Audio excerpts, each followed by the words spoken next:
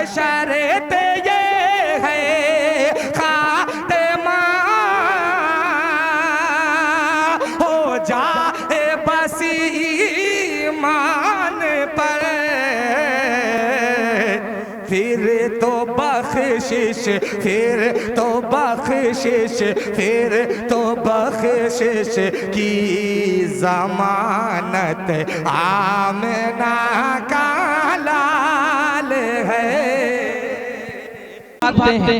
इसलिए इस किस्म की नशिस्तें और इस किस्म के जलसे जब मुनाकिद हों तो उनमें जरूर पहुंचे, ताकि उलमा से अपना रब्त बढ़ाएं, उलमा की सुने, उलमा के पास बैठे, उलमा की मईयत इख्तियार करें। कुरान करीम ने कहा या अय्युहल्लज़ीना आमनु तक़ुल्लाह व कूनू मअस सादिक़ीन, ए मोमिनो अल्लाह से डरो और सच्चों के साथ हो जाओ। तो जाहिर है कि यहाँ पर उलमा और सुलहा और सादिक़ीन के साथ बैठने के लिए कहा जा रहा है। बस अगर हम उलमा की नशिस्त में, उलमा के जलसों में जाएंगे तो वहाँ से कुछ न कुछ तो जरूर लेकर के आएंगे। इसलिए अब आपके सामने मैं हजरत मुफ्ती उज़ैर अहमद साहब कासिमी साहब से गुजारिश करूंगा कि वो तशरीफ लाएं और हम तमाम को अपनी तकरीर आलिया से जो है नवाजें। हजरत मौलाना मुफ्ती उज़ैर अहमद साहब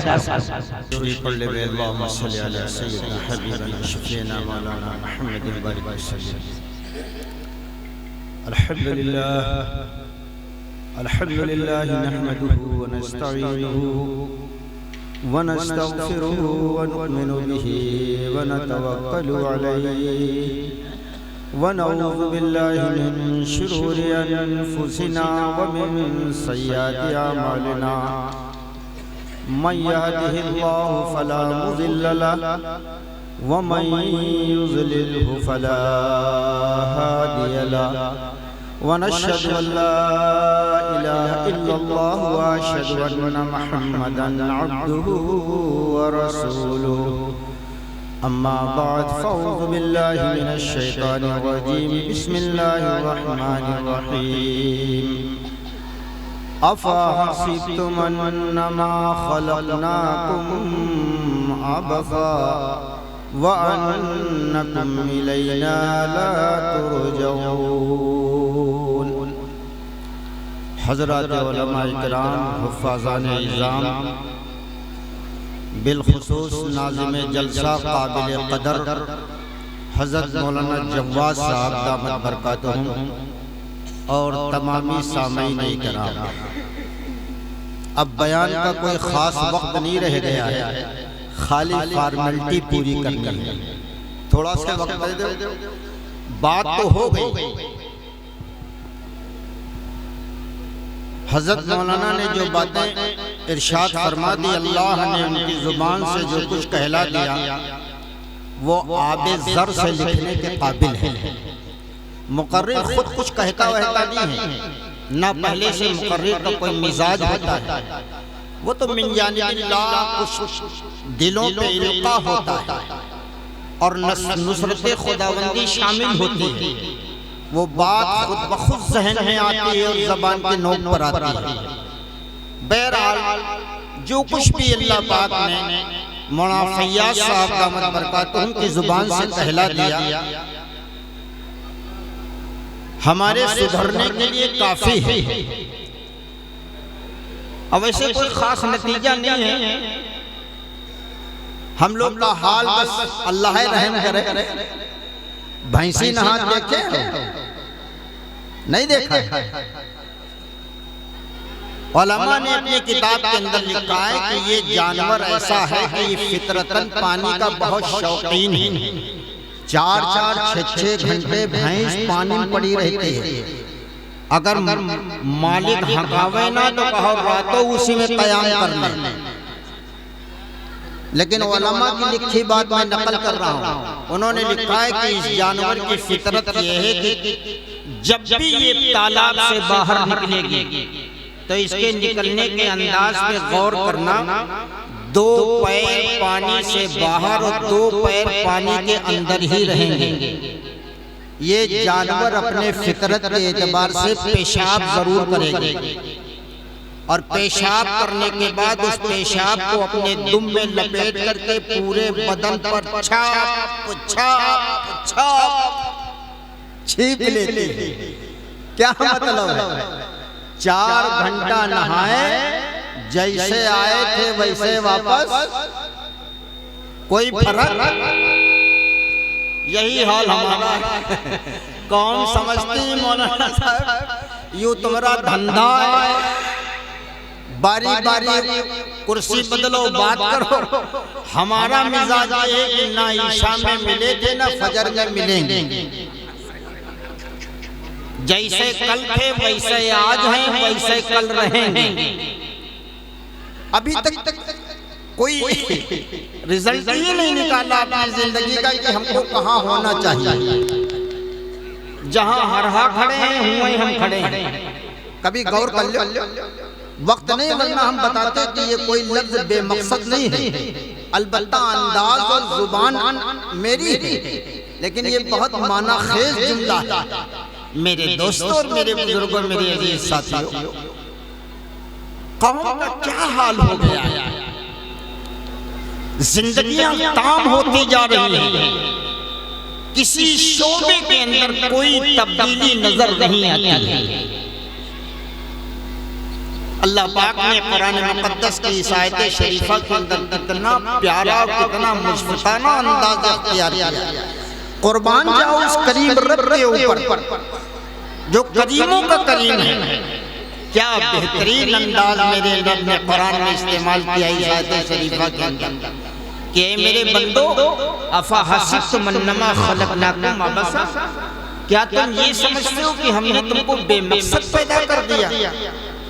जबकि ज़ाब्ता मेरा ये है, सुन्नतुल्लाह ये है, आदतुल्लाह ये है कि कुरान में दूसरी जगह अल्लाह इरशाद फरमा रहे हैं, रब्बना मा खलक़त हाज़ा बातिला, मैंने कोई भी चीज बेमकसद दुनिया और आखिरत में पैदा नहीं की है। सारी तखालीक का कोई न कोई मकसद है, और ये सारी की सारी मखलूक अपने मकासद के अंदर 100% इताअते खुदाबंदी के सामने सरनगू है। अलावा इंसान की सारी मखलूकात, ये हमारा आपका यकीन और ईमान है कि इन सारी मखलूकात का पैदा करने वाला सिर्फ और सिर्फ अल्लाह। और भी सुन लो, इन तमाम छोटी बड़ी मखलूकात के पैदा करने में किसी मोड़ के ऊपर अल्लाह किसी गैर का मोहताज नहीं है। ये अजीब बात। और मखलूक को तख्लीक लाने में, उसको वजूद में लाने में किसी असबाब का भी अल्लाह मोहताज नहीं है। इज़ा क़ज़ा अमरन कुन फयकून, किसी भी चीज का जब अल्लाह फैसला फरमाता है हो जा, बस वो चीज वजूद में हो जाती है। तो कुरान ने फरमाया कि मेरे बंदो, क्या तुम ये समझते हो कि हमने तुमको दुनिया के अंदर बेमकसद पैदा किया है? जबकि मेरी आदत ये है, मेरी सुन्नत ये है कि मैं कोई भी चीज बेमकसद मैंने पैदा ही नहीं की है। सारी की सारी मखलूकात इताअते खुदाबंदी में 100% पूरी उतर रही है। अलावा हमारे ये जमीन अल्लाह की मखलूक है। रोज़े अजल में अल्लाह ने इसे हुक्म दिया था कि मेरी मखलूक के लिए बिछ जा। अल्लाह कब तक बिछ जाऊं? जब तक मेरा दूसरा हुक्म ना आए। तुमको इसी तरीके से आज गौर करो, ये जमीन अल्लाह के हुक्म की इताअत के कितनी फरमा बरदार है कि इस जमीन पे कितने जराइम हो रहे हैं, कुफ्र और इल्हाद की कितनी आवाजें लगाई जा रही हैं, शिर्क और बिदात के कौन कौन से आमाल वजूद में आ रहे हैं। लेकिन ये जमीन अल्लाह के मखलूक के लिए इसी तरीके से बिछी हुई है। आसमान को अल्लाह पाक ने बगैर सुकून के साया फगन कर दिया। ये कब तक कायम रहेगा? जब तक अल्लाह का हुक्म सानी नहीं आता है। ये मखलूक इसी तरीके से अल्लाह की मखलूक के ऊपर साया फगन रहेगी। मेरे दोस्तों, अल्लाह ने फरमाया कि मेरे बंदो, कहीं गलत फहमी में न मुब्तला हो जाना। दुनिया के अंदर ये दुनिया की चमक दमक देख करके हवीस के पुजारी बन बन के राहे हक से भटक न जाना, कहीं गुमराहियत के माहौल में न पड़ जाना। बल्कि बात यह है कि मैंने तुमको एक बड़े मकसद के लिए पैदा किया है और वो मकसद जनाब मोहम्मद रसूलुल्लाह सल्लल्लाहु अलैहि वसल्लम को भेज करके क़यामत तक आने वाले आखिरी इंसान को बाखबर कर दिया है कि तुम्हारी पैदाइश का मकसद क्या है। मकसद ये नहीं है जो रफ्ता रफ्ता जहन में, दिल में, दिमाग में शैतान ने, हालात ने, दुनिया ने हमें बिठा दिया। अच्छी इमारतें बनवा लो, अच्छे कारखाने कायम कर लो, अच्छी सोसाइटी इख्तियार कर लो दुनिया वालों की, मगरबियत की तहजीब की बुनियाद पर नंगे खुले कपड़े पहनना शुरू कर दो और यानी की हदें पार कर दो। अभी मौलाना ने कितनी माकूल बातें कही हैं। यही हो रहा है, खुदा की कसम यही हो रहा है। अल्लामा इकबाल का वो शेर याद रखिएगा, न मानोगे तो मिट जाओगे हिंदी मुसलमानों, तुम्हारी दास्तां तक भी न होगी दास्तानों में। तुम दुनिया के जो दीगर मुल्कों के हालात जो हमारे कानून तक पहुंच रहे हैं, खूब अच्छी तरीके से ये बात समझ लो, खूब अच्छी तरीके से ज़हन नशीन कर लो। अल्लाह के नबी ने, हज़रत मोहम्मद सल्लल्लाहु अलैहि वसल्लम ने उम्मत को जिस मोड़ पे ला करके खड़ा किया था, जिस माहौल में ला करके खड़ा कर दिया था कि ये उम्मत रातों की तन्हाइयों में उठ करके खौफ खुदाबंदी से अल्लाह के गज़ब को ठंडा करने के लिए रातों में रोती थी, आहो बुका करती थी, गिरिया जारी करती थी अपने रब के सामने, सजदों में सर रख करके घंटों उम्मत रोया करती थी। अल्लाह को तरस आता था, फैसले अल्लाह के आसमान से उसके हक में उतरा करते थे। आज हर अमल से अल्लाह की मासियत सरजद हो रही है, फैसले भी उसी के एतबार से उतर रहे हैं। ये खूब अच्छी तरह सुन लो, ये हदीस है। अल्लाह के नबी सल्लल्लाहु अलैहि वसल्लम ने फरमाया, उम्मत के आमाल दुनिया से वजूद में आने के बाद जिस हाल के आसमान की तरफ जाते हैं, उसी आमाल के हाल की बुनियाद पर अल्लाह के फैसले जमीन की तरफ वापस आते हैं। आज हमने खुदा के गज़ब को दावत दे रखी है, अल्लाह के कहर को दावत दे रखी है, अपनी पैदाइश का मकसद भूल गए। हमारे पैदा करने का मकसद क्या है? ये दुनिया की सारी नियामतें जिनसे हम फायदा उठा रहे हैं, कुरान ने आगे कैद लगा दी, वान्नकुम इलैना ला तुरजऊन, ऐ मेरे बंदो कहीं गलत फहमी के शिकार मत हो जाना, शैतान के चंगुल में मत फंस जाना, तुमको एक दिन फिर मेरी तरफ वापस आना पड़ेगा, फिर मेरी तरफ वापस आना पड़ेगा। और सुन लो आगे, तुम्हारी जिंदगी के एक एक अमल का हिसाब मेरी अदालत में खड़े होकर के तुम्हें देना पड़ेगा। चाहे आलिम हो, चाहे जाहिल हो, पढ़ा लिखा हो या मुतलक जाहिल हो, साहिब सरवत हो या गलियों का फकीर हो, महल्ला का मालिक हो या झोपड़ियों में रहने वाला हो, हर कसो नाकस को अपने रब के सामने खड़े होकर के, और वो कौन सा दिन होगा, किसके सामने खड़ा होना होगा, वो दिन इतना सख्त दिन होगा। अल-कारियतु मल-कारिया वमा अदराका मल-कारिया इज़ा समाउ शक़्क़त वाज़िनत लिरब्बिहा वहुक़्क़त वइज़ल अर्ज़ु मुद्दत वअल्क़त मा फ़ीहा वतख़ल्लत। मुझे यकीन आए या ना आए, हमारे दिल को ये बात लगे या न लगे, खुदा की कसम ये अल्लाह के कुरान का हुक्म है, अल्लाह की कसम ये दिन आएगा और वो दिन क़यामत का दिन होगा।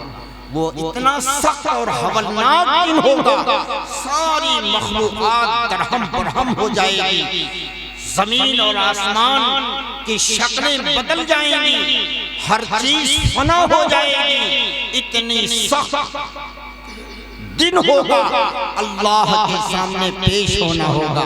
हर शख्स को अपने अमाल के साथ अपने उस रब के सामने पेश होना होगा, जहां चर्ब निशानी से काम नहीं चलेगा, असर और रसूख काम नहीं देंगे। यौम ला तमलिकु नफ्सुन लिनफ्सिन शैया वल अम्रु यौमइज़िन लिल्लाह। लोगों की हुकूमतें भी काम नहीं देंगी, बादशाहत और वजारत भी कोई हैसियत नहीं रखेगी। आज तो सिर्फ अल्लाह का हुक्म होगा। उस रब के सामने कलाई खोली जाएगी, मौलाना साहब की भी खुलेगी, जाहिर साहब की भी खुलेगी, अल्लाह वालों की भी पेशी होगी, दुनियादारों की भी पेशी होगी। हर एक को अपने आमाल का हिसाब देना पड़ेगा। ए मेरे बंदो, गफलत में न रह जाना, कहीं दुनिया के हुस्न जमाल में खो न जाना, कहीं भटक न जाना राहे हक से। ये बात हमेशा याद रखना कि तुम्हें मेरी तरफ वापस आना है और खाली वापस नहीं आना है, बल्कि जिंदगी में हमने तुम्हारे साथ जो एहसानात किए हैं, जो इनामात तुमको दिए हैं और जो अहकामात तुमको दिए हैं, इन सारी चीजों का हिसाब उस रब के सामने होगा, उस मीज़ान के सामने होगा। जिस मीज़ान में फर्क नहीं आया करता है, वो दुनिया का मीज़ान नहीं होगा कि उसमें कुछ धक्का मुक्का चल जाएगा। वो आखिरत का मीज़ान होगा, बिल्कुल सही सही तौलेगा। हर एक कसो नाकस को अपने आमालों का तौल उस मीज़ान की कसौटी के ऊपर करवाना पड़ेगा। ईमान भी परखा जाएगा, आमाल भी परखे जाएंगे। हाँ, ये बड़ा अजीब मसला है। आज इस सारे मजमे के अंदर जितने भी बैठे हैं, माशाअल्लाह सब साहिब ईमान हैं, लेकिन इस गलत फहमी में न रहना। ईमान की हकीकत को हश्र के मैदान में पहचाना जाएगा कि ईमान वालों की लिस्ट में शुमार भी है या खाली हमारा एक वहम है कि हम मुसलमान हैं। हाँ, हम मुसलमान हैं। आज देखो, कार्ड पर मुसलमान हैं, राशन कार्ड पे मुसलमान हैं, ID पे मुसलमान हैं, ड्राइवरी लाइसेंस पे मुसलमान हैं, बैंक खाते में मुसलमान हैं, मगर मस्जिद के मुसलमान हैं भाई, मस्जिद के मुसलमान नहीं। दुनिया के सारे डॉक्यूमेंट्स में हम मुसलमान दर्ज हैं, लेकिन अल्लाह के नबी के डॉक्यूमेंट्स में हम मुसलमान दर्ज ही नहीं। कहते किसको है ईमान वाला? अभी मौलाना ने कितनी माकूल बातें अल्लाह ने हमसे कहलाई है। ये ईमान की अलामतें हैं। जो फिस्क व फुजूर करे, जो नमाज न पढ़े, जो खयानत करे, जो दूसरों की इज्जतों से खेलने की कोशिश करे, वो ईमान के दायरे इस्लाम से खारिज हो जाता है। ये वहम है खाली, हमको ढोल बंधा हुआ है कि हम ईमान वाले हैं। कितनी माकूल बात कही है। आज उम्मत का ताल्लुक उलमा से किस कदर कमजोर हो गया, गुमराहियत की ये बहुत बड़ी वजह है। बड़ा अफसोस होता है दोस्त, किसी का मोबाइल चेक करो तो सारी दुनियादारों के नंबर हमारे मोबाइलों में मिलेंगे। CO साहब, कोतवाल साहब, SP साहब, DSP साहब, नेताजी, फलानी जी, हत्ता की नाचने वालों के नंबर हमारे मोबाइलों में मिलेंगे। लेकिन किसी अल्लाह वाले आलिम का नंबर हमारे मोबाइल में नहीं मिलेगा। क्वांटिटी नहीं है, कोई ताल्लुक ही नहीं है उनसे, कोई वास्ता ही नहीं है। अहले दुनिया तो हमें खूब करीब से पहचानते हैं, लेकिन कोई अल्लाह वाला आलिम हमें नहीं पहचानता। अल्लाह वाला आलिम कभी हमारे दस्तरखानों पर भी नहीं जमा होता। अल्लाह वालों से हमारा कोई रास्ता नहीं रह गया, बल्कि बात बिगड़ते बिगड़ते यहाँ तक पहुँच चुकी है कि आज उम्मत का इख्तलाफ अल्लाह वालों से हो रहा है, दुनियादारों से इख्तलाफ नहीं है। जिससे पूछो कहा बात भैया नमाज का है नहीं पढ़ा, उनका इमाम साहब पढ़ा हुआ था, उनसे हमारा बनत नहीं है, इस वजह से बेचारे नमाज नहीं पढ़ा। मदरसे में कहे नहीं भेजा था लड़कन के यहाँ, उजन मोहतमीम साहब हैं, कारी साहब, हाफिज जी, अरे बहुत गड़बड़ आदमी है, पूछो न कुछ उनके बारे में। इसीलिए हमने फैसला किया है कि लड़कन का जहन्नम में लड़का साथ में फांद जावे, लेकिन मदरसे में पढ़ाए, मदरसे में नहीं भेजेंगे। मदरसे वालों से बनती नहीं, और लिल्लिल घोड़ी वालों से बहुत बनाता है। मैं तो अक्सर अपने बयान में ये बात कहा, नफरत की इंतहा यहाँ तक हो गई है दूरी।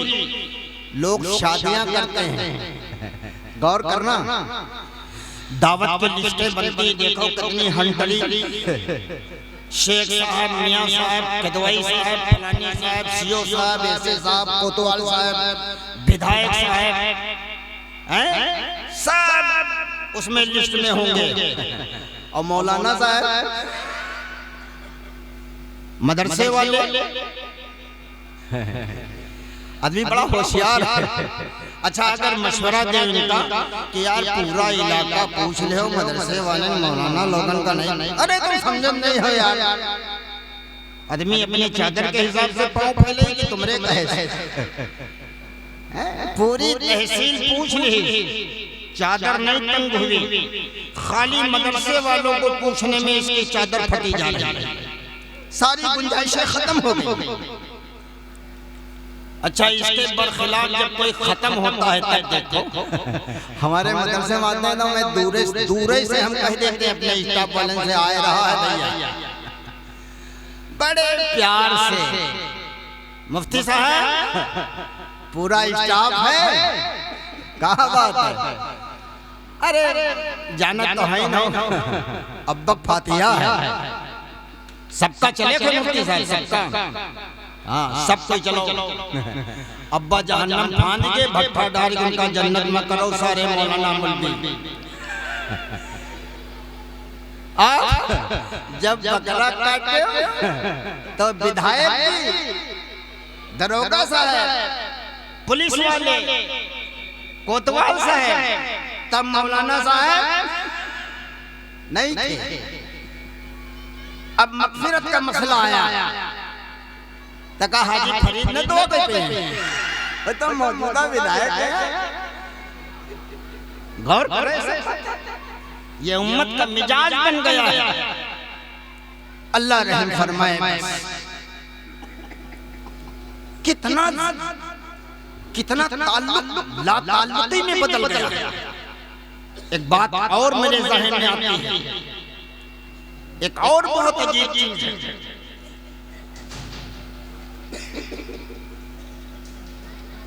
आज अभी मौलाना ने कहा था मस्जिद के अइम्मा हज़रात और उलमा हज़रात, मस्जिद के अइम्मा हज़रात से मैं ये बात कहना चाहता हूँ कि अब तुम कहा उनका इमाम साहब हमारे हलक के नीचे नहीं उतरता है, कहीं कहीं की बात करता हूँ। बाज़ ऐसे इमाम हैं कि अगर उनके पीछे नियत बांध दो तो समझ नहीं आवत है कि नियत टूट डाली कि इनका इमाम साहब का लई परी। इतना गलत कुरान पढ़ते हैं इमाम साहब है। और जिहालत ये देखो, मैं एक मसला बता रहा हूँ, इसमें उलमा कराम है और अइम्मे हज़रात हैं, खूब अच्छी तरह सुन लो। जो मुतय्यना इमाम होता है उसके लिए भी कुछ मसाइल हैं। मैंने देखा इमाम हज़रात को वो वक्त से 1 मिनट पहले मुसल्ला पे आके बैठ जाते हैं, फिर चाहे दारुल देवबंद का कोई शेखुल हदीस आ जाए, ये उनसे नहीं कहेंगे नमाज पढ़ाने के लिए।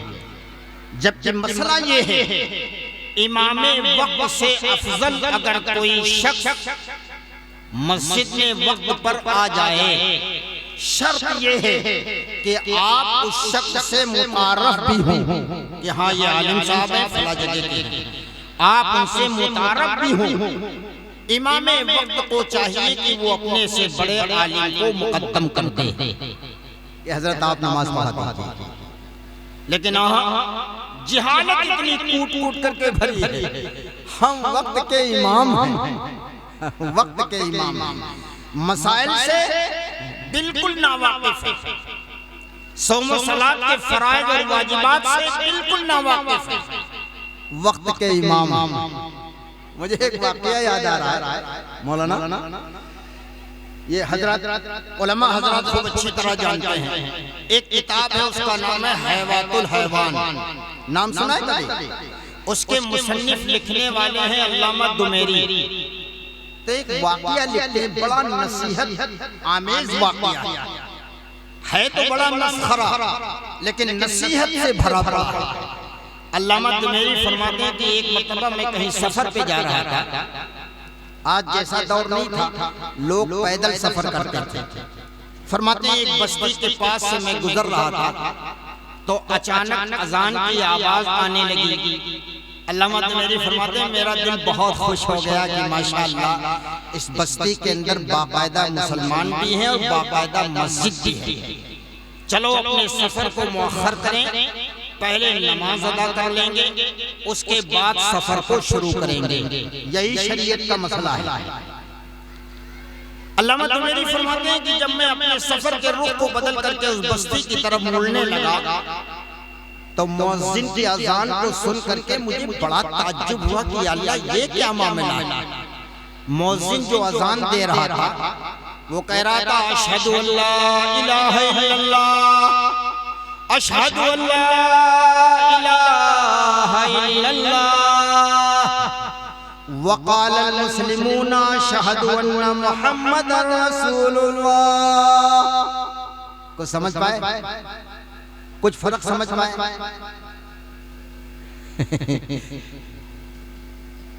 हर जगह गोल्ड डीला।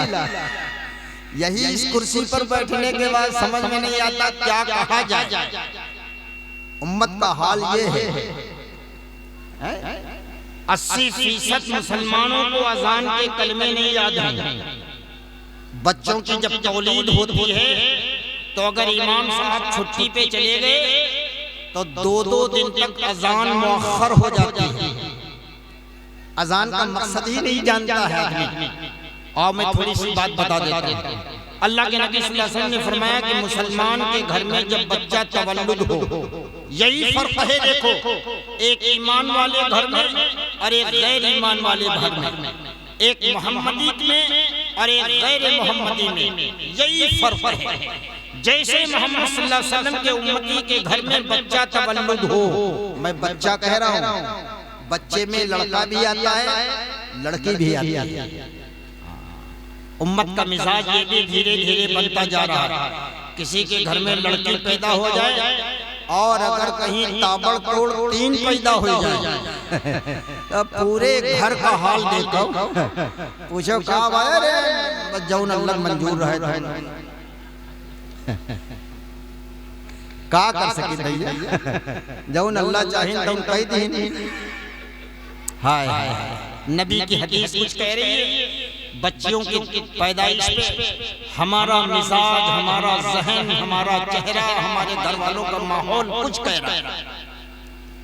तो क्या है, ईमान वाले और गैर ईमान वाले का फर्क यहीं से। जैसे ईमान वाले के घर में बच्चा तवल्लुद हो, अहकामात मोहम्मदिया, अहकामात शरीयत उसके ऊपर उसी वक्त से लागू हो जाएगा।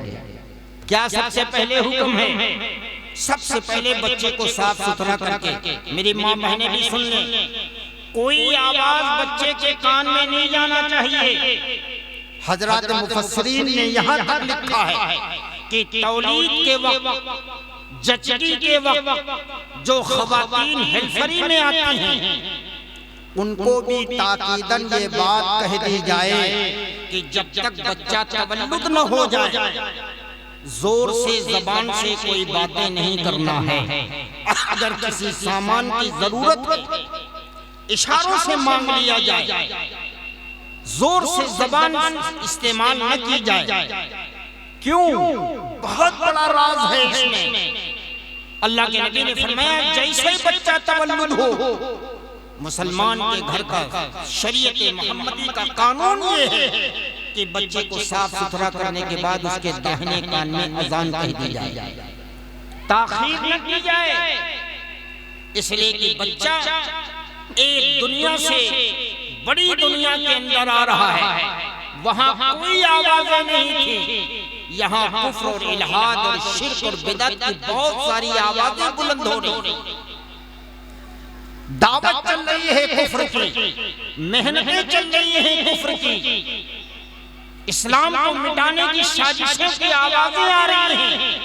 ये बच्चा एक मासूम दुनिया से आ रहा है। इस दुनिया में आने के बाद सबसे पहले इसके कानों के अंदर अल्लाह के वहदानियत और मोहम्मद रसूलुल्लाह के रिसालत की आवाज करना चाहिए। और पुराने जमाने की जिहालत छोड़ दो।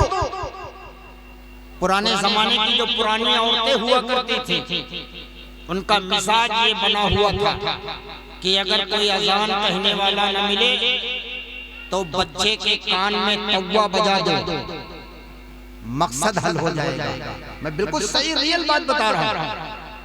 उनका मिजाज ये बना था कि अजान इस वजह से कही जाती है ताकि बच्चे के कानों के पर्दे खुल जाएं। ये अल्लाह के ऊपर इत्तहाम है, इससे बड़ा क्या तोहमत लगाओगे?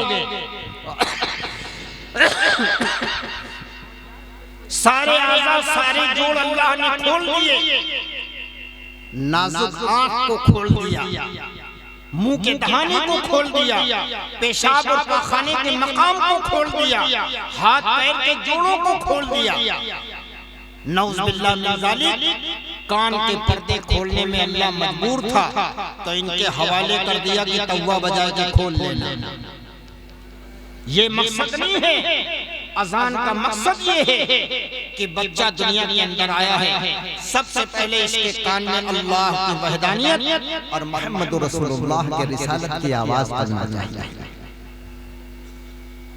तो वो अल्लामा दुमेरी फरमाते हैं कि मुझे ये अजान अजीब जैसी लगी, बहुत गुस्सा आया, मैं दिल ही दिल में कुड़ रहा था और मैंने अपने दिल के अंदर फैसला किया कि मस्जिद पहुंचते ही सबसे पहले इमाम साहब को डांट पिलाऊंगा कि तुम्हें शर्म नहीं आती? तुमने ऐसा मुअज्जिन रखा है जिसको अजान के सही कलिमात भी नहीं आते हैं। इतना हाल बेहाल हो गया। अल्लामा दुमेरी फरमाते हैं यही मैं सोचते गूंजते आ रहा था। इत्तेफाक से मस्जिद दूर थी। जब तक मैं मस्जिद पहुंचूं अभी मैं वजू से फारिग नहीं हुआ था कि जमात खड़ी हो गई। तो हमने सोचा कि लाओ जमात से नमाज पढ़ने, बाद में इमाम साहब से बात करेंगे। तो अल्लामा दुमेरी फरमाते हैं कि फौरन मैंने नियत करके नियत बांध ली, इमाम के साथ शरीक हो गया। जब मैं जमात में शरीक हो गया तब मैंने गौर किया कि यार ये इमाम जो उल्लू ढक्कन नमाज पढ़ा रहा है तो ये एक पैर जमीन पे रखे है और एक पैर मुस्तकिल टांगे हैं। पूरी नमाज उसने एक ही पैर से पढ़ा दी। जैसे सलाम फेरा, अल्लामा दुमेरी ने फौरन उससे पूछा, इमाम साहब कहीं से फारिग है? आलिम है, मुफ्ती है, क्या है? कैसे इमाम बन गया? क्या बात है? कहा भाई दोनों पैर का जमीन पे रखना फर्ज है। सुन लो खूब अच्छी तरीके से। अगर माजूर नहीं है और माजूर है तो उसे इमामत नहीं करना चाहिए। अगर एक पैर से माजूर है ऐसे शख्स को इमाम नहीं बनाना चाहिए। अगर दोनों पैर हैं तो दोनों पैरों का मुसल्ले पे रखना फर्ज है। और आपने इतना बड़ा फर्ज छोड़ करके एक पैर से नमाज पढ़ा दी, बातिल कर दिया नमाज सारी उम्मत की। तो उसने कहा भाई साहब खाल से बाहर न हो, पहले वजह तो जान लो, हमने एक पैर से नमाज काहे पढ़ाई? क्या बात है भाई? इमाम साहब की बात बता रहा। इमाम साहब ने बताया कि हम घर से वजू करके आ रहे थे, जल्दी में थे, ध्यान नहीं दिया, रास्ते में किसी ने लेटिन की थी, हम देख नहीं पाए, भचदे पांव पर गवा, सब लिथरी गवा। जब मस्जिद आए तो देखा कि नमाज जमात का टाइम हो गया। तो हमने सोचा एक धोवे धावन पर गए तो जमात लेट हो जाएगी, चलो का हर्जा है, जौन पाखाना लाला है जौन पहनवा हम रखबे नहीं करेंगे, नमाज का है लेट हो। आप बताओ नमाज हो जाएगी? इमाम अल्लामा दुमैरी ने फरमाया कि अरे बाप रे बाप, अब हम जाने कि 250 ग्राम लेटीरियो लगाए। ऐसे इमाम है, इसमें खाली इमामत नहीं कसूर है, इसमें उम्मत का बहुत बड़ा कसूर है। बहुत अहम बात है जो जहन में आई है, उम्मत का बहुत बड़ा कसूर है। क्या है? हम जब बीमार होते हैं या हम में से जब कोई बीमार होता है तो वो कहता है कि भैया कोनो डॉक्टर बताओ, अच्छा डॉक्टर हो। डॉक्टर हाँ बड़ी डिग्री वाला, एमडी से कम न हो, फीस चाहे जो कुछ ले, इसका टेंशन नहीं है, दवा चाहे जितनी महंगी लिखे, अच्छा डॉक्टर हो। और जब इमाम की जरूरत होती है तो आदमी टूटा फूटा इमाम दे दो। गांव हमारा गरीब है, टूटा फूटा मतलब क्या है? अरे बस हो ऐसे नहीं चाहा नहीं चाहा, अतना बूढ़ हो कि खानों कम खात हो। ये उम्मत का मिजाज बना।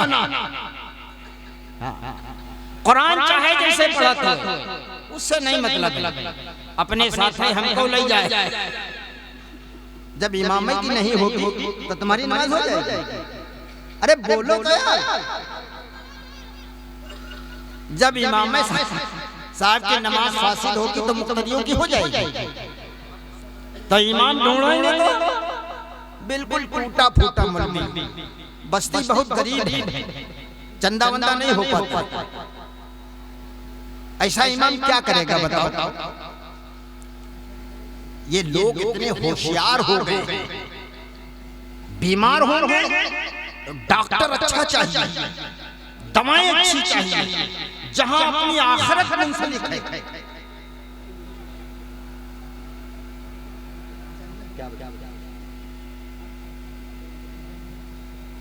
जहां से अपनी आखिरत के बनने और बिगड़ने का मसला है, उस पॉइंट के ऊपर आकर के इमाम, मैं तो कहता हूं मुसलमानों मसला सुनो, जब आपको इमाम की जरूरत हो बाकायदा अखबार में इश्तिहार देना चाहिए, इंटरव्यू की तारीख तय करना चाहिए और इलाके के बड़े उलमा और कुर्रा को जमा करना चाहिए। मसला सुन लो, बाकी जो जी चाहे वो करो, कर ही रही है।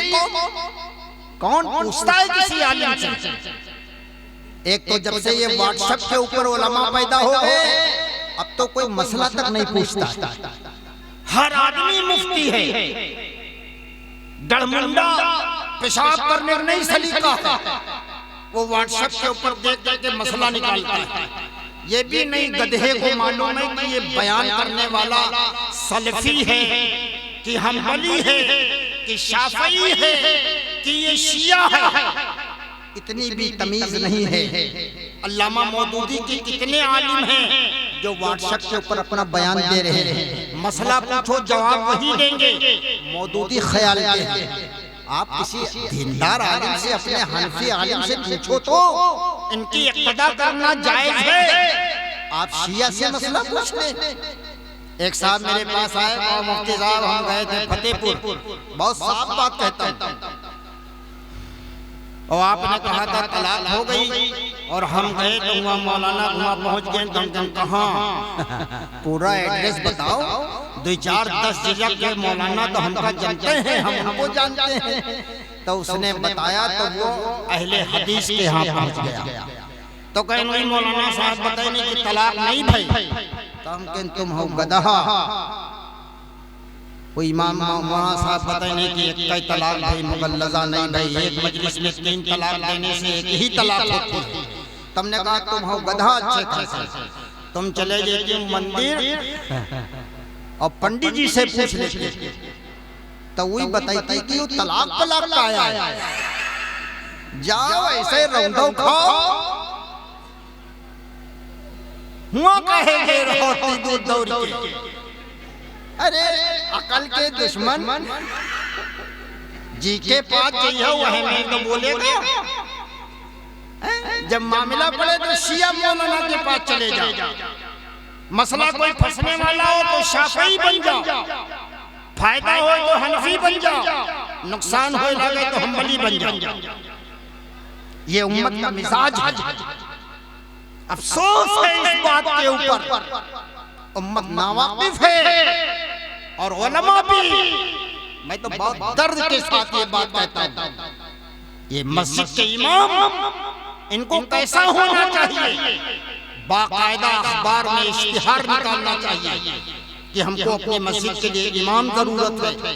ख्वाहिशमंद हजरात फला तारीख को इंटरव्यू है, उसमें तशरीफ लावें, उलमा और कुर्रा के मजमे में अपना इंटरव्यू दो।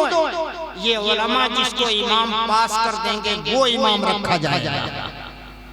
तनख्वाह दीजिए, एक नहीं सैकड़ों मिलेंगे आपको, तनख्वाह न देनी पड़े।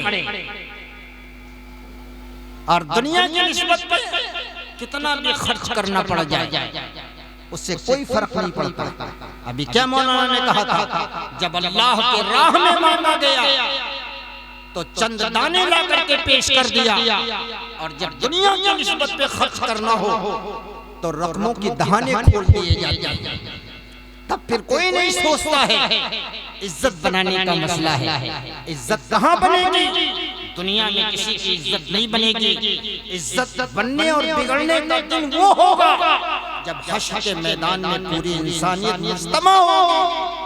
किसी को इज्जत के साथ पुकारा जाएगा, किसी को बेइज्जती के साथ पुकारा जाएगा, किसी को जन्नत की तरफ हाँका जाएगा, किसी को जहन्नम की तरफ घसीट करके फेंका जाएगा। इज्जत बनने और बिगड़ने का मसला आखिरत में पेश आएगा। तुम दुनिया में इज्जत तलाश कर रहे हो, दुनिया में किसी साहिब निस्बत को इज्जत, जिस चीज का मफहूम दिमाग में बैठा है वो इज्जत नहीं है। दुनिया के ईमान वाले की खस्तगी के हाल में गुजरते हैं। एक सहाबी आए और उन्होंने फरमाया कि अल्लाह के रसूल, मुझे आपसे बहुत मोहब्बत है। तो अल्लाह के नबी ने फरमाया, क्या कह रहे हो? कहा, अल्लाह के रसूल, मुझे आपसे बहुत मोहब्बत है। फिर तीसरी मर्तबे कहा, सोच समझ के बोलो, क्या कह रहे हो? कहा, अल्लाह के नबी, ये कह रहा हूँ कि मुझे आपसे बेपनाह मोहब्बत है। कहा, अगर तू अपने कौल में सच्चा है तो सुन, आज ही से फाका कशी के लिए तैयार हो। मेरी मोहब्बत का तकाजा ये है, फाके पे फाका होना, तंगदस्ती के आलम में जिंदगी का गुजरना, आहो बुका के माहौल में जिंदगियों की कड़ियों का गुजरना, ये है मेरी मोहब्बत का उसूल, ये है मेरी मोहब्बत का राज। अगर दुनिया में ऐशो इशरत के साथ रहना है और दुनिया के गुलछर्रों के साथ रहना है तो ये मेरी मोहब्बत का तकाजा नहीं है, ये तो गैरों की मोहब्बत का उसूल है। जो दुनियादार दुनिया में पैदा हुए हैं ये तो उनका ज़ाब्ता है। तब मैं क्या कह रहा था, अल्लामा दुमेरी ने उससे पूछा इमाम से कि तुमने नमाज एक पैर से पढ़ा था? तो उसने कहा, बात असल ये थी। कहा, ये तेरे मौज़िन का क्या मामला है? इसको तो अजान के कलमे भी नहीं आते हैं। तो इमाम ने बताया कि भाई देखो, बात दरअसल ये कि मेरा जो ओरिजिनल मौज़िन है वो 2-4-10 रोज के लिए छुट्टी पे गया है। फिलहाल मैंने यहूदी मौज़िन को रख लिया है, जब वो आएगा इसको हटा देंगे। इसी वजह से ये कहता है, वक़ालल मुस्लिमूना अशहदु अन्ना मुहम्मदर रसूलुल्लाह। मैं नहीं कहता हूँ, मुसलमान कहते हैं कि मोहम्मद सल्लल्लाहु अलैहि वसल्लम अल्लाह के रसूल हैं। तो इसमें क्या फर्क की बात? अजान का मकसूद लोगों तक आवाज का पहुंच जाना है, इस तरीके से भी पहुंच जाता है। क्या अकल के ढीले हैं। अल्लामा दुमेरी फरमाते हैं, मुझे बहुत जलजलाहट सवार हुई और कुरान की वो आयत मुझे याद आ गई, इज़ा खातबहुमुल जाहिलून क़ालू सलामा। इधर एक मसला सुन लो, अल्लाह ने कुरान के अंदर बैंड किया है, किसी जाहिल आदमी से उलझने की इजाजत नहीं है। खूब अच्छी तरह समझ लो। देखो एक और बात समझ लो, गैर पढ़े लिखे को जाहिल नहीं कहते, ये समझ लो। आमतौर के ऊपर लोग समझते हैं जो पढ़ा लिखा नहीं उसको जाहिल कहते हैं, जो पढ़ा लिखा उसको आलिम कहते हैं। नहीं, ऐसा कुछ नहीं। हर गैर पढ़े लिखे को नावाकिफ कहेंगे, गैर इल्म वाला कहेंगे, जाहिल नहीं कहा जाएगा, जाहिल उसको कहा जाएगा जो कहता है कि बात मौलाना साहब सब सही है मगर खूंटा ही गड़ी। ये है जिहालत।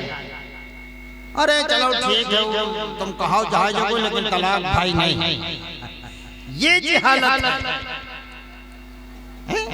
अभी परसों ही शायद मैं नमाज पढ़ रहा था अपने यहाँ, एक साहब मेरे बगल में नमाज पढ़ रहे थे, उनसे कुछ नमाज में गलती हो गई। मैं बैठा रहा थोड़ी देर कि मैं इनको मसला बता दूं। जैसे उन्होंने सलाम फेरा, मेरे रिश्ते में चचा लगते, उम्र में छोटे, मैंने उनसे कहा चचा आपकी नमाज में ये गलती हो गई है, इसकी वजह से नमाज नहीं हुई। उस अल्लाह के बंदे ने एक मर्तबा कोई सवाल नहीं किया। उसने कहा अच्छा मुफ्ती साहब नमाज नहीं भाई, इसका मतलब दोहरावे चाहिए। हमने कहा हाँ। एक सेकंड नहीं लगा, उसने फिर से अल्लाह अकबर कह करके नियत बांधी। इसको जिहालत नहीं कहते, इसको नावाकिफियत कहते हैं। वो वाकिफ नहीं था, जब हमने उसे वाकिफ कराया उसने फौरन हमारे यानी अल्लाह के नबी के फरमान की इताअत कर ली। ये जाहिल नहीं है, जाहिल तो ये जो इस तरह जिहालत कर रहा है।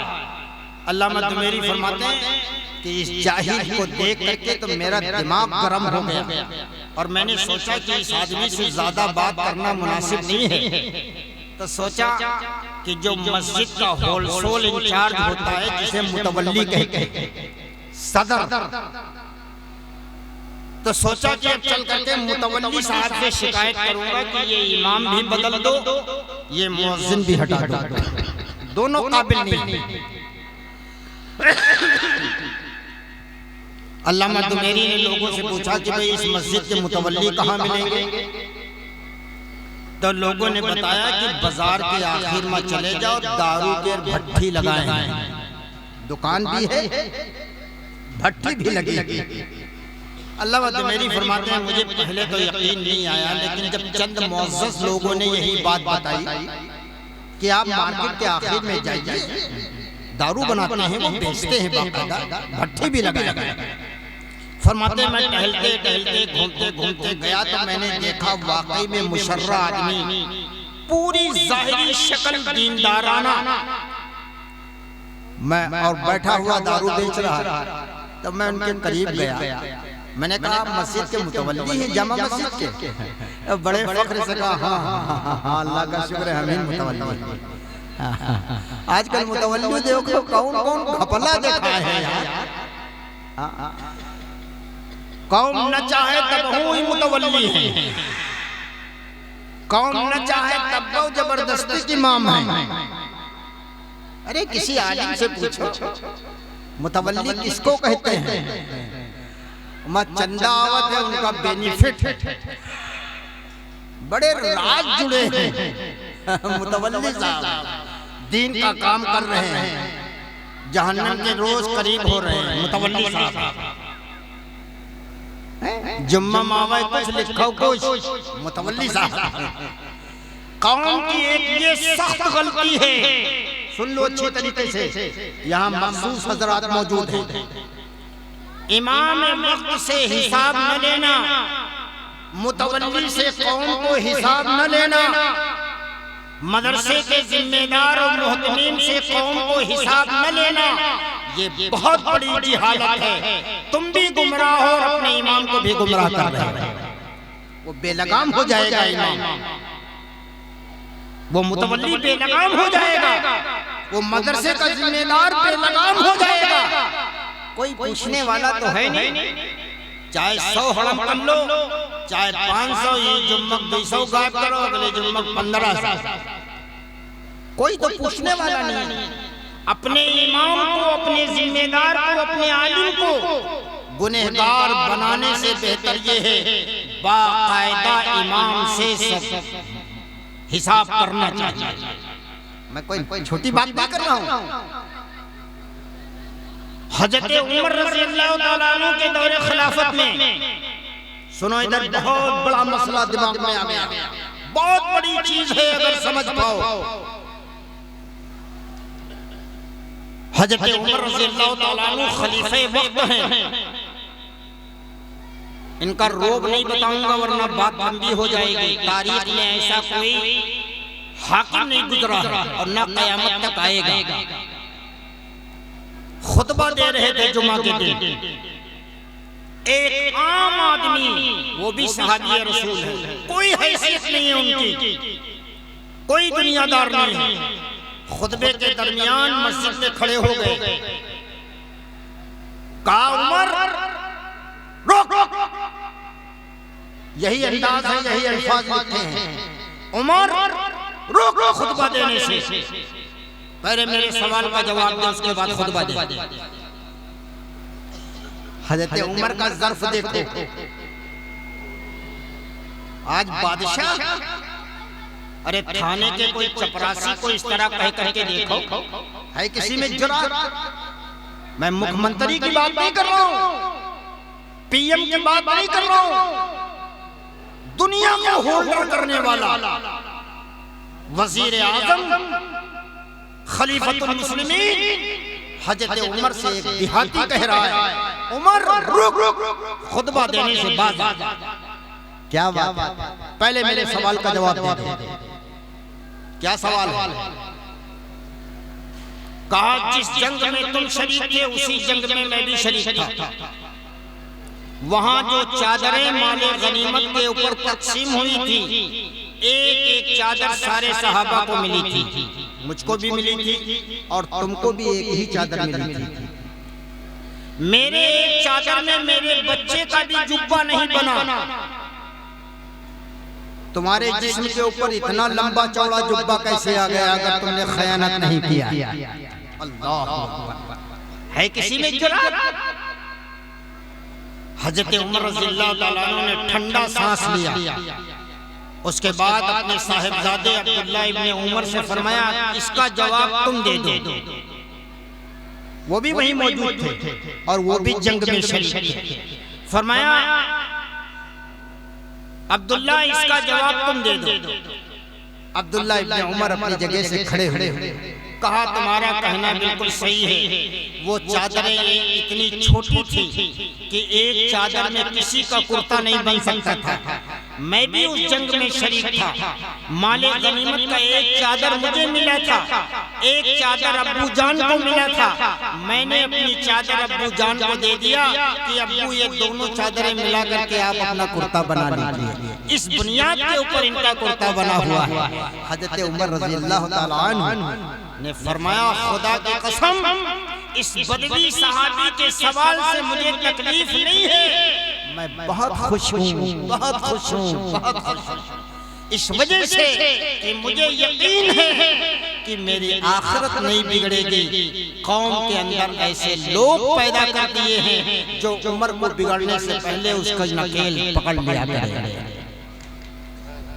आज कोई पूछता है, हाजी साहब है, नमाजी साहब है, मुफ्ती साहब है, कारी साहब है, जाऊं करें तो करे दे, कौम की जिम्मेदारी है, बाकायदा तौर के ऊपर इसका हिसाब होना चाहिए। मस्जिद की आमदनी कितनी आती है, मैं नहीं कहता हूँ कि तलखी से जवाब दीजिए, सख्ती से आप मामला कीजिए, ऐसी शरीयत में इजाजत नहीं है, लेकिन इंसानियत के दायरे में मस्जिद का भी हिसाब कौम के सामने आना चाहिए, मदरसे का भी हिसाब मोहतमीम साहब को कौम के सामने देना चाहिए। इतनी आमदनी होती है, इतना खर्च होता है, इससे फायदा क्या होगा? कौम का हुस्ने ज़न मोहतमीम से जुड़ा रहेगा और मोहतमीम जहन्नम से बचा रहेगा, उसको एहसास रहेगा इन बातों का।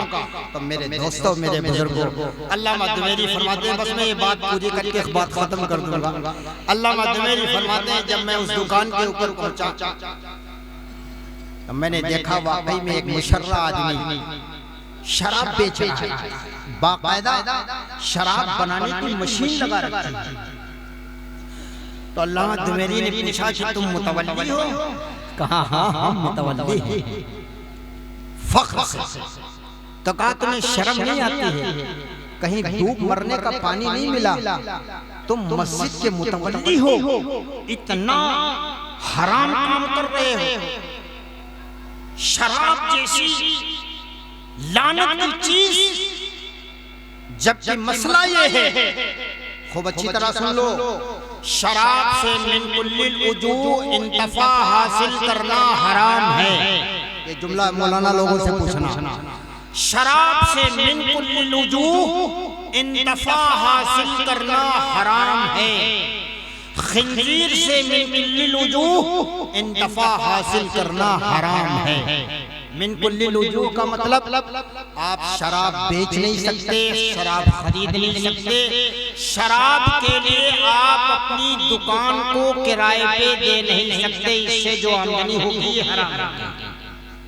शराब बेचने वाले को अपना मकान किराए पे नहीं दे सकते, ये हराम है। समझ में आ रही है? और मसला सुन लो, अगर कोई आदमी आपसे शराब की दुकान पूछे, भटके बेटारे होते नहीं कभी कभी, अगर कोई आदमी आपसे शराब की दुकान पूछे, शरीयत में कुछ मकामात ऐसे हैं जहां पर हीले की बुनियाद पर झूठ का बोलना जायज होता है। झूठ का मफहूम वो न लेना जो हमारे दिमागों में मौजूद है। झूठ का मफहूम होता है तावील करना, तावील। ये सब उलमा से, अपने मकामी उलमा से बातें बाद में खूब पूछते रहना। झूठ इसको नहीं कहते। हजरत मूसा अलैहिस्सलाम ने एक तावील की थी अपनी बीवी के बारे में। उलमा से पूछना कब तावील किया था, वहां पर जायज है। हजरत नूह ने अपने जमाने में एक तावील की थी, हजरत सुलेमान ने अपने जमाने में एक तावील की थी, इब्राहिम खलीलुल्लाह ने अपने जमाने में नमरूदियों से एक तावील की थी। ये झूठ नहीं है, ये तावील है। हक के खिलाफ तावीलन किसी बात को पेश कर देना जिससे जालिम मुखातब मजबूर महज हो जाए, ये तावील है। इल्मी बातें हैं, ये इत्मीनान के साथ आपको आपके इमाम, आपके उलमा समझा देंगे। तो मैं ये अर्ज कर रहा था, अगर आपसे कोई पूछे कि भैया शराब की दुकान कहाँ है, आप जानते हैं कहाँ है, लेकिन इसके बावजूद आप यहाँ पर झूठ बोलना यानी तावील करना, भाई हमको नहीं मालूम है, किसी और से पूछ लो। जबकि ये खिलाफ है इस बात के कि इल्म है, लेकिन इसके बावजूद उलमा ने लिखा है अगर किसी शख्स ने शराबी को उंगली उठा करके दुकान बता दिया कि वो दुकान है, वो भी उसमें गुनहगार होगा। कुरान ने कहा है ला तावनु अलल इस्मी वल उद्वान, ना तो गुनाह के काम करो ना गुनाह के काम करने वालों की मदद करो। अभी मौलाना ने कितनी बात बेहतरीन कही थी। एक लड़का किसी लड़की की इज्जत से खेलने के लिए उसे लेकर के फरार होने का प्लान बना रहा है। हमारी औलादें, उसके दोस्त और अहबाब उस प्लान के अंदर उसकी मदद कर रहे हैं, मंजिल तक पहुंचाने की पूरी कोशिशें और फिक्र कर रहे हैं, ताउन भी कर रहे हैं। 5000 रुपए हमसे ले लो, तुम जाओ, बाकी जो कुछ होगा आगे पीछे हम देखते रहेंगे, समझते रहेंगे। ये सब चीजें मेरे दोस्तों बहुत ही गलत और बहुत मायूब है। तो अल्लामा दुबैरी ने हमसे कहा तुम्हें शर्म नहीं आती, तुम शराब की तिजारत करते हो? तो उन्होंने कहा बात सुनो इधर। क्या बात? कहा आपने देखा होगा कि हमारी मस्जिद में अंगूर बहुत लगी है। तो कहा हाँ अंगूर तो लगी है। तो कहा बात दरअसल ये है कि ये शराब बनाने वाले लोग मस्जिद के अंगूर सस्ती खरीद के ले जाते हैं और शराब बना करके मार्केट में महंगी महंगी शराब बेचते हैं। तो हमारी मस्जिद की कमेटी ने ये फैसला किया है कि अगर मस्जिद की तरफ से भट्ठी लगा ली जाए तो मस्जिद का फायदा ज्यादा होगा। तो जब वैसे कमेटी, वैसे मुतवल्ली, वैसे इमाम, वैसे मुदर्रिस, तो यही मिलकर तो मशवरा देते हैं। और का इससे अच्छा मशवरा लोगे? बहुत होशियार है। कहा दे हमका मौलाना बड़े सस्ते मिल जाते, ये बहुत होशियार। यूं नहीं जाना था ये पैकिंग के अंदर का है, ये बड़े खुशफहमी में है कि हमका इमाम और मौलाना और हाफिज जी और कारी साहब बहुत सस्ते मिल जाते, ये सस्ते मिल जाते। हमरे यहाँ एक बाबा फकीर अली रहे, खत्म हो गए, तो ये चिल्लाए चिल्लाए बेचत ना है भैया, मद्दा है कुछ कारण है, सुन रहे हैं, मद्दा है कुछ कारण है, मौलवी सस्ता है कोई कारण है, इमाम सस्ता है कोई नहीं समझ पाया, तब कहां तक समझाऊं मैं यार। पूरा तेल भरी गवा भी राधा जाने नहीं पे किधर मटके, समझ रहे समझ रहे, कहा बहुत सस्ते हैं। हाँ, एक बात याद आ गई, किसी बुजुर्ग ने अपनी किताब में लिखा है कि एक बस्ती के लोग थे बहुत चालू, बहुत ही चालू, वो इमाम लावत रहे, मौलवी उससे पढ़वावे,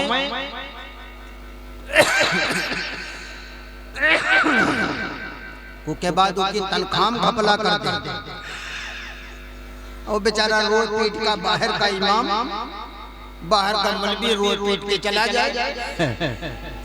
एक मर्तबा एक इमाम आवा तो उससे लोग बता दें कि भैया यहाँ का आदमी बेईमान बहुत हैं, पढ़वाए हैं और तो तनख्वाह दें बहुत हिल्ला हुज्जत करत हैं। तो उसने सोचा कि हमारे कोनो धंधा नहीं है, कम से कम खाने मिली, और हम कोनो लायक नहीं है सूर्य फातिहा, तो उसने क्या कहा, चलो जैसे कैसे।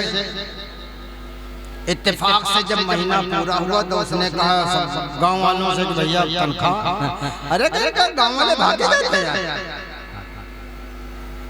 यही हाल है जब मस्जिद का चंदा करे जाओ मदरसे, तब देखो कारी साहब पूरा गांव दे दी, नहीं भी पूरा गांव, अरे तो वसूलो सबसे कोनो हम भागे जाते, ये हाल है, सबसे वसूलो ये भागे जाते, जब फिर दूसरे तीसरे दिन जाओ पूरा गांव ही गवा, नहीं भी कुछ बाकी, अरे तो हमारे पीछे काहे काहे, सबसे ले कई दफा जाइए, ये हाफिज शुएब कई दफा परिक्रमा करी था कि कई बैठ गए नहीं गया, हटाओ भैया, जब जाओ तो नई कहानी। तो जब महीना पूरा हुआ उसने तनख्वाह मांगा तो सब गांव वाले का बताए देंगे है, दूसरे महीने तीसरे महीने चौथे महीने उनका टरखावा किया, जब पूरा साल पूरा हो गया तो मौलवी उतनी कुर्रेट रहा है तो वो जिदियाए गवा, पैसा दे हमको, साल हो गया तो पूरी कमेटी बैठी और मुतवल्ली साहब, वह मुतवल्ली साहब उका झपझियावत दबावत 4 महीना में रखा, पूरे साल की तनख्वाह 4 महीने में बनाया, उनका काट पीट पता नहीं कौन गणित लगाई नहीं, लाल किताब में लिखा यू तेरी बाई लड़ाई क्यों, बताओ वो बताओ, 4 महीना रखे उनका, तो सोचिस कि यार बेईमानन से पाला पड़ा है, लई लियो अत्यंत लियो भैया, पैसा ला करके जेब में रखी, तो कह जब भयारस बाहर हो गया तब कहीं भयाना वाले गांव वाले सुन ले, अपन अपन साल भर एक नमाज दोहराए ले, हम सुन चुके रहन तुम पैसा नहीं देते तो हम पूरे साल बगैर वजू नमाज पढ़ाए हैं, यू को कहीं हंस मोल ले, जाड़ा गर्मी बरसात चलो वजू करो तब इनका नमाज पढ़ाओ, तुमका पैसा नहीं दे हमका वजू नहीं करेंगे, अपन अपन पूरे साल नमाज दोहराए ले, पूरे साल हमने नमाज बगैर वजू पढ़ाए, कबो कबो इस्तिंजा नहीं पाक करे, जाने रहे पे तो ये हाल है, इमाम सस्ता ले आओ चाहे जाऊं क्वालिटी खोए, इससे नहीं मतलब है कहाँ पढ़त है, कहाँ ले जात है, कौन रुकू छेड़ी से कहाँ दई मारी, कहाँ वो आवाज, अरे इतनी लहने जली करते हैं। कारी साहब से पूछो, ये जो पढ़े लिखे उलमा हैं इनसे पूछो क्या कौम ने वतीरा बना रखा है, बस सस्ता ले आओ। तो सस्ता तो यह तना तो मद्दा है कुछ, बोलो यार मद्दा है कुछ, कारण है, ऐसे थोड़ी बोल रही है। तब मेरे दोस्तों और मेरे बुजुर्गों, मेरे अजीज साथियों, मेरे कहने का मतलब यह है कि अल्लाह के नबी सल्लल्लाहु अलैहि वसल्लम ने जो हमको और आपको ईमान ला करके दिया है उसके मुताबिक जिंदगी। अभी देखो मौलवी साहब थोड़ी देर, मौलवी याकूब साहब भी तशरीफ फरमा है, बस मैं 2 मिनट में अपनी बात को पूरी कर रहा हूँ, टाइम हो गया अच्छा खासा। जिंदगी रही तो फिर कभी मुलाकात होगी। तो मेरे दोस्तों और मेरे बुजुर्गों, मेरे अजीज साथियों, मसला असल दुनिया का नहीं है, मसला असल आखिरत का है, मरने के बाद का है। हर शख्स को अपनी अपनी कब्रों के अंदर जाना है, सबको अपने अपने अमाल का हिसाब देना पड़ेगा और उसकी तैयारी यही करनी पड़ेगी। यहाँ अगर गफलत हो गई तो हमेशा की राहतें, हमेशा का सुकून, हमेशा की जन्नत महरूम कर दिए जाएंगे। तो तय करो कि इंशाअल्लाह आज से हम नमाज नहीं छोड़ेंगे, हम झूठ नहीं बोलेंगे, हम किसी के माल में खयानत नहीं करेंगे, हम अपने हुकूक के साथ साथ अल्लाह के हुकूक को भी पूरा करेंगे, मस्जिद और मदरसों के भी हुकूक को पूरा करेंगे। वाखिरु दावाना अल्हम्दुलिल्लाहि रब्बिल आलमीन। अल्लाह हमको और आपको कहने सुनने सादा अमल की तौफीक नसीब फरमाए। वाखिरु दावाना अल्हम्दुलिल्लाहि रब्बिल आलमीन।